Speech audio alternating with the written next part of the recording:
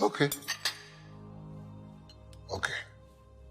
Can she at least give me a son-in-law? Ernest? But it is true, Shola. I'm not young anymore.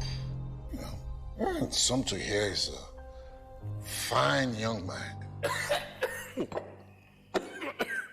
Wait, look.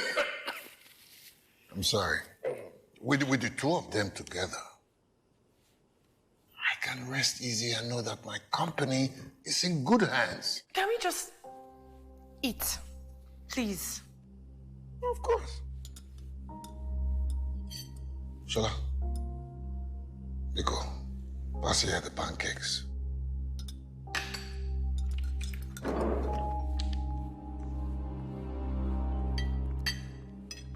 Didi's parents' relationship is easier to get into. I hated it. To be specific, I hated her mother's role in relation to her father. The first scene involving Didi, her father, and her mother includes a conversation that makes everyone at the table uncomfortable.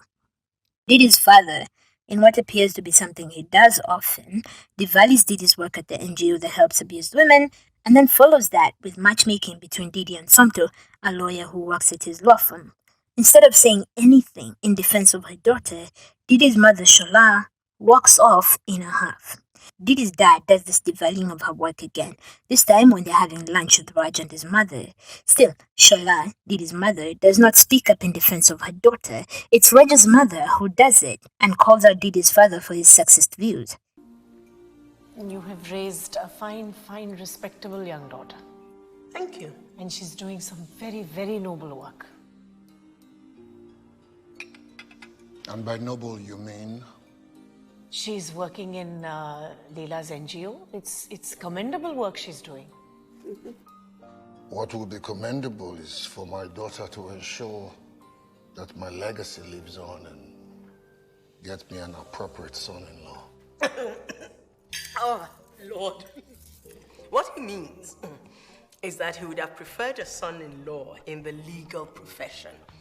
But as far as I'm concerned, Raj's profession is excellent. Of course it is. Why do you want a son-in-law in the legal profession when you have a brilliant daughter here who's a lawyer?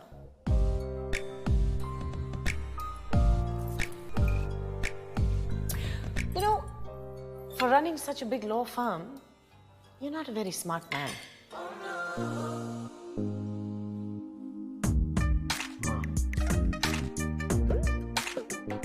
What? It really pisses me off that it's an Indian woman who does speak up to the sexist African man and not the African woman he lives with who's been seeing him do this shit forever.